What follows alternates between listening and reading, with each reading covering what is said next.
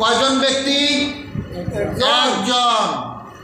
একজন মাত্র ব্যক্তি, যিনি হলেন খাদিজাতুল কুবরা আলাইহিস সালাম। ওনাকে আল্লাহ পাক রব্বুল আলামিন, স্বয়ং আল্লাহ পাক রব্বুল আলামিন ওনাকে সালাম জানিয়েছেন। সুবহানাল্লাহ। বিষয়টা কেমন না, যে আল্লাহ পাক কাকে সালাম দিলেন? হযরতে খাদিজাতুল কুবরা আলাইহিস সালাম, ওনাকে আল্লাহ পাক রব্বুল আলামিন সালাম পাঠিয়েছেন। সুবহানাল্লাহি ওয়া বিহামদিহি। এটা কিন্তু সোজা কথা নয়। তো যাই হোক, ধারাবাহিকভাবে আমরা আলোচনা করব আল্লাহর হাবিব হুজুর পাক সাল্লাল্লাহু আলাইহি সাল্লাম ওনার সাথে বিবাহ বন্ধন হওয়ার জন্য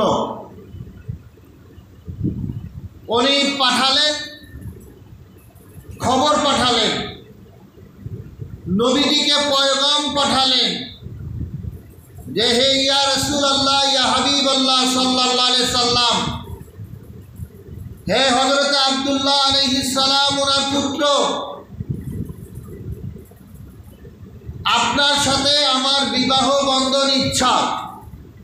আমি আপনার কাছে আমার সম্পদাদি এবং আমি নিজে আপনার কাছে অর্পণ হলাম। সুবহানাল্লাহ। যখন এই প্রস্তাব দিলেন, আল্লাহর হাবিব বললেন, দেখুন এটা তো আদবের খেলাফ। অতএব আপনি প্রস্তাব করেছেন, অপেক্ষা করুন। যিনি আমার পিতা রয়েছেন, ওনার সাথে আমার আলোচনা করতে হবে। তো নবীজির আব্বা তো ছোট থাকতে ইন্তেকাল করেছেন, চাচাকে উনি পিতা বলে সম্বোধন করেছেন। সুবহানাল্লাহ। হযরত আবু তালিব আলাইহিস সালাম এবং হযরত হামজা রাদিয়াল্লাহু তাআলা আনহু, আমির হামজা, ওনাদের সাথে পরামর্শ করলেন। পরামর্শ করার পর, আলোচনা করার পর ওনারা রাজি হয়ে গেলেন যে ঠিক আছে, এটার সম্মতি দেওয়া হলো। বিবাহ সম্পন্ন হবে, তার জন্য বরযাত্রী আসবে। সাধারণত মেয়ে পক্ষের বাড়িতে ছেলে পক্ষের লোক যায়, তাই না? তো আল্লাহর হাবিব উনি যে ঘোড়া বা উটে থেকে নেমে হযরতে খাদিজাতুল কুবরা আলাইহিস সালাম ওনার বাড়িতে যাবেন, সেজন্য তো রাস্তার প্রয়োজন আছে নাকি? যে রাস্তা দিয়ে উনি যাবেন, সেই রাস্তার মধ্যে হযরতে খাদিজাতুল কুবরা আলাইহিস সালাম ওনার হুকুমে যে নবীজি জয়টা কদম ফেলেছেন, প্রত্যেকটা কদমের নিচে একটা করে স্বর্ণের প্লেট সেই মাটির মধ্যে বিছিয়ে রাখা হয়েছে। সুবহানাল্লাহ। সেই স্বর্ণের প্লেটের উপরে পাও রেখে রেখে নবীজি হযরতে খাদিজাতুল কুবরা আলাইহিস সালাম ওনার ঘর, ওনার হুজরা মুবারকে তাশরিফ রাখেন। সুবহানাল্লাহ। এখন অনেক কিছু বোঝার বিষয় আছে, অনেক কিছু বোঝার বিষয় আছে।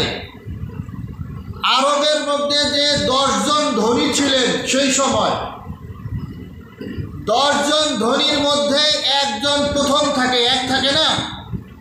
সেই 1 নম্বর ধনী হলো হযরতে খাদিজাতুল কুবরা আলাইহিস সালাম। সুবহানাল্লাহ। তাহলে বেমালা অগণিত টাকা পয়সা নাকি?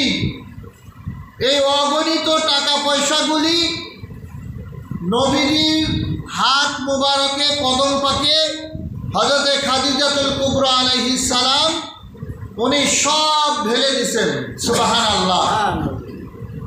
সেই অগণিত টাকা পয়সা মুসলমানদের ঈমানি কাজে, মুসলমানদের জিহাদের মধ্যে, অভাবগ্রস্ত মুসলমানদের মধ্যে আল্লাহর হাবিব সেই অগণিত সম্পদ পানির মতন স্রোতে তাদেরকে হাদিয়া দান করে দিয়েছেন। সুবহানাল্লাহ।